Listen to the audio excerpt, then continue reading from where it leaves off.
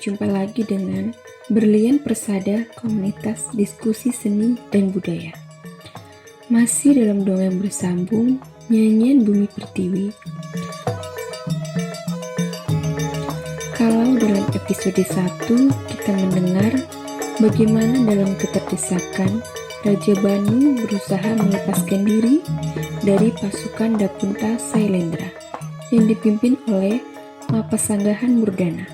Kali ini kita akan mengetahui apakah Raja Banu dan permaisurinya bisa meloloskan diri atau sebaliknya, apakah Murdana akan berhasil menghabisi mereka. Ayo kita simak lagi kelanjutan dongeng bersambung nyanyian Bumi Pertiwi episode yang kedua.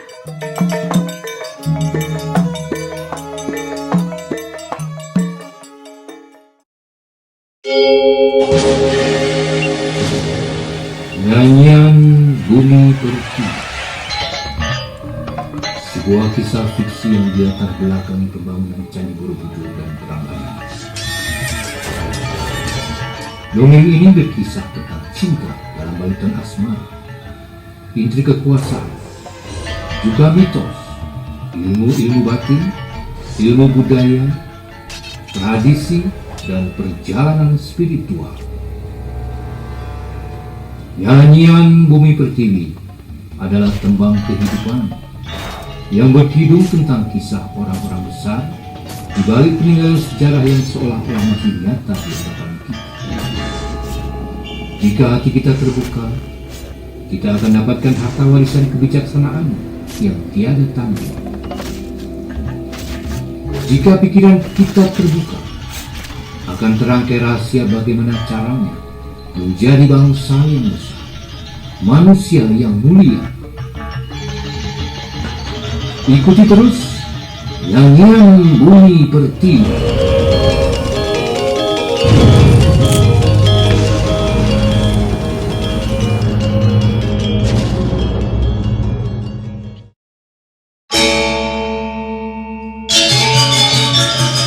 Sejenak para tentara pembunuh itu luluh dan membiarkan pasangan suami istri yang sudah tidak berdaya ini saling mendekat dan memeluk.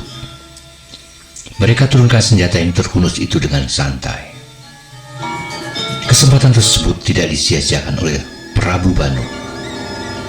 Dengan sekali menghentak, raja tua itu mencabut kerisnya dan berputar menebas sambil tetap melindungi permaisurinya.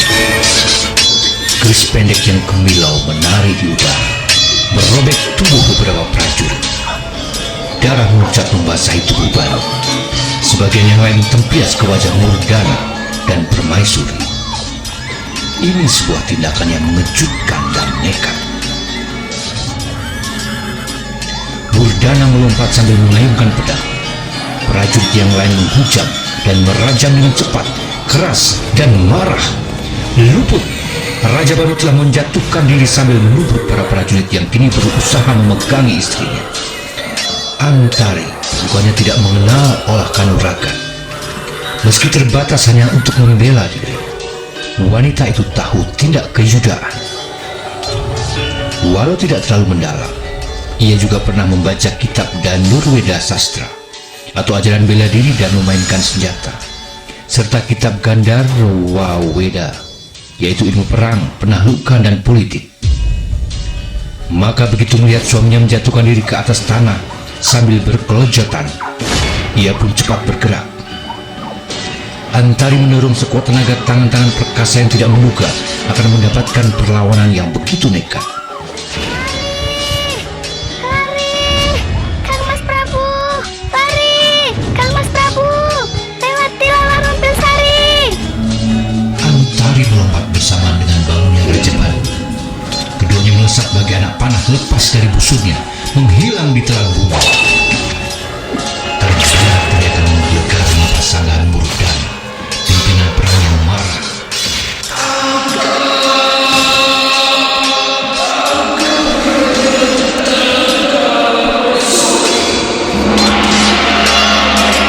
Seluruh prajurit yang kebetulan sedang berada di bumi Niagara kediaman Prabu Banu segera berlarian mencari Raja Banu dan Antari.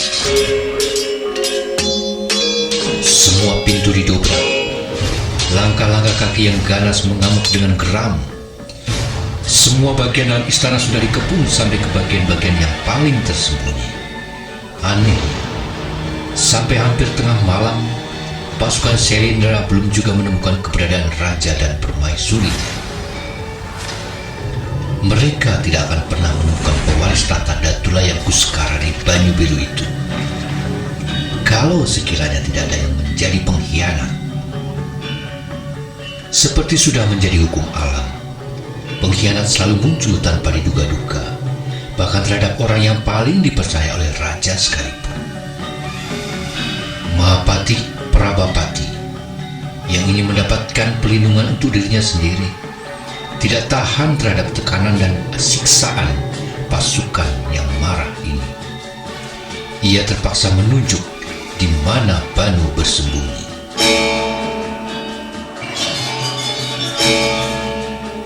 Pengakuan Prabapati, sang patih, mahal harganya. Bayaran yang tidak pernah dilupakan oleh sejarah. Para prajurit berhasil membongkar bunker persembunyian yang sangat rahasia. Tombak pendek Murdana menembus punggung Raja Banu. Ujungnya yang berwarna merah keluar tepat di depan dada permaisuri menjerit. Berakhirlah kekuasaan Banu atas wilayah Datulaya Guskara Guang di Banyu Biru. Bersamaan dengan itu, permaisuri tersungkur tidak sadarkan diri, pingsan. Seorang bocah laki-laki yang dari tadi bersembunyi di lorong yang gelap kini keluar. Ia berlari sambil menjerit memeluk tubuh permaisuri dan raja.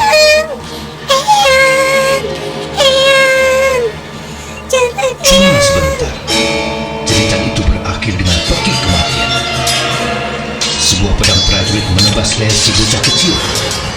Mereka tidak mau ambil risiko. Mereka tidak mau ada orang yang bersaksi atas sejarah pembantaian yang biadab itu, yang sudah sering dilakukan prajurit-prajurit Mataram dalam setiap penaklukan. Sayang mereka lupa, tersungkurnya permaisuri lebih disebabkan karena beratnya beban batin, bukan karena hujaman pedang. Kala permaisuri Antari sendirilah yang berhasil menuliskan kembali sejarah kelam runtuhnya Datulaya Guskara Guang atau Istana Banyu Biru, sejarah kelam yang penuh dengan kekejaman.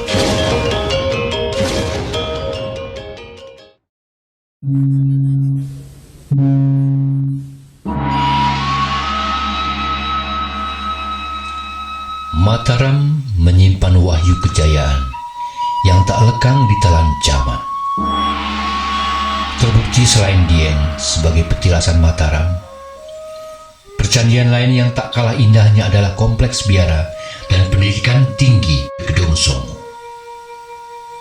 Sesudah Gedong Songo, dari utara membentang hingga ke selatan, sampai ke wilayah Keduhalas, berbagai candi perwara dan prasasti.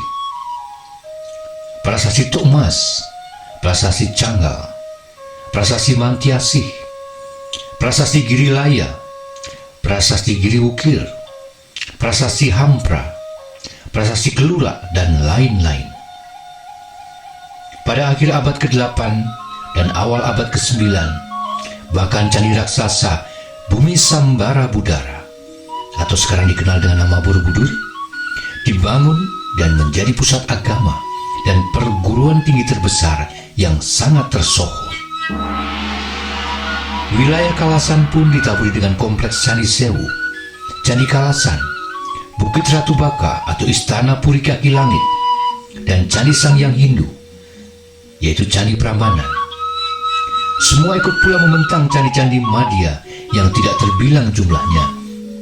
Bisa dibilang, pusat Jawa Dwipa Mandala benderang keemasan seperti bulan di musim purnama.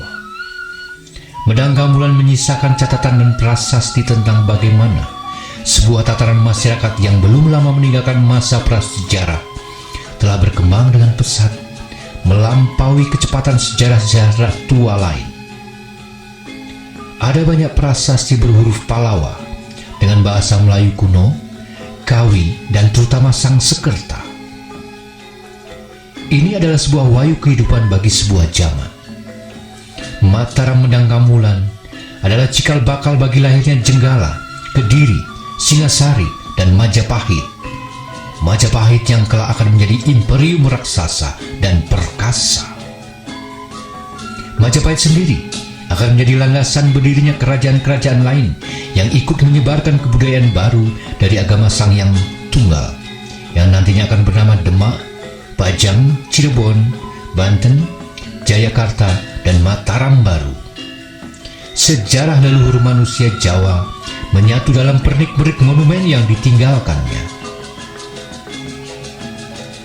Selama hampir 2,5 abad, Mataram Mendangkamulan menoreh sejarah pertumbuhan sebuah masyarakat yang bisa dikenali dengan cukup terang hingga hari ini. Seperti sudah menjadi takdir zaman, perjalanan Medang Mataram juga sudah penuh dengan warna. Keselarasan kadang berdampingan dengan darah dan kekerasan yang tumpah di tanah nan subur ini. Sesungguhnya Jawa Dwipa Mandala juga membeludakkan masa lalu yang tidak selalu manis untuk dikenal.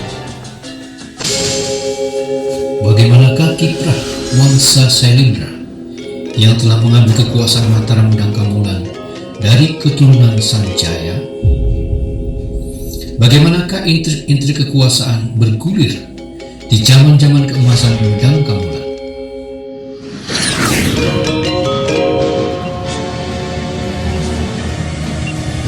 Ikuti terus dongeng Nyanyian Bumi Pertiwi yang dipersembahkan oleh Komunitas Diskusi Seni dan Budaya Berlian Persada.